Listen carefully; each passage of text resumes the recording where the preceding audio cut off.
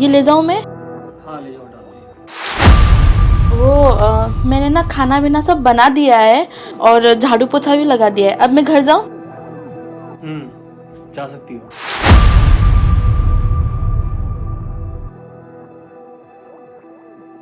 चलती हूँ साहब। अच्छा सुनो, ये थैली में क्या है? कुछ नहीं, वो कुछ ब्रेड पड़े हुए थे तो बच्चों के लिए ले लिया। अच्छा मुझे खोल के दिखाओ जरा ये। क्यों साहब? मुझे चेक करना है। नहीं, इसमें ब्रेड ही है साहब, आपको मुझ पर भरोसा नहीं है? ठीक है, ब्रेड है तो फिर खोल के दिखा दो, इसमें डरने वाली क्या बात है? साहब, मैं गरीब हूँ, इसका मतलब ये नहीं कि आप मुझे कुछ भी बोले और मेरे ऊपर कुछ भी इल्जाम लगाए। मैं भला क्यों चोरी करूंगी? कुछ ब्रेड के टुकड़े पड़े हुए थे तो मैंने सोचा मैं ले लूं। देखो बैग तो खोल के दिखाना पड़ेगा आपको। मुझे ऐसा क्यों लग रहा है कि तुमने इसमें कुछ चुरा के छुपाया है? सर, अगर आपको भरोसा नहीं है तो सीसीटीवी कैमरा चेक कर लो। ठीक है, सीसीटीवी कैमरा फुटेज चेक कर लेते हैं हम फिर। लेकिन सीसीटीवी तो खराब हो गया था ना?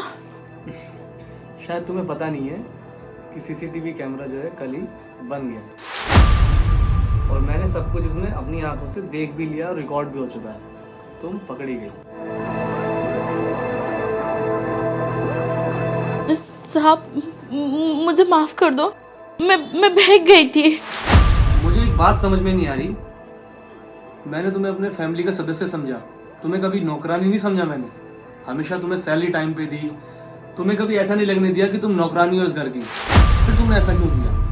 साहब, मानती हूँ आप मुझे तनख्वाह टाइम पे देते हो, लेकिन उस तनख्वाह से मेरा घर नहीं चलता। मैं अपने बच्चों को नहीं पढ़ा पा रही थी। तो मुझे बता देती हैं एक बार, मैं तुम्हें पैसे दे देता। चोरी करने की क्या जरूरत थी? हर बार तुम्हें पैसे दिए हैं ना जब तुम्हें जरूरत पड़ी है। फिर आज तुमने ऐसा क्यों किया? चोरी क्यों की तुमने? साहब, मेरी छोटी वाली बेटी का तबीयत खराब है और डॉक्टर ने बोला 20,000 चाहिए उसके लिए, और मेरे पास नहीं था और मैंने हर लोगों से मांगा, किसी ने दिया नहीं मुझे।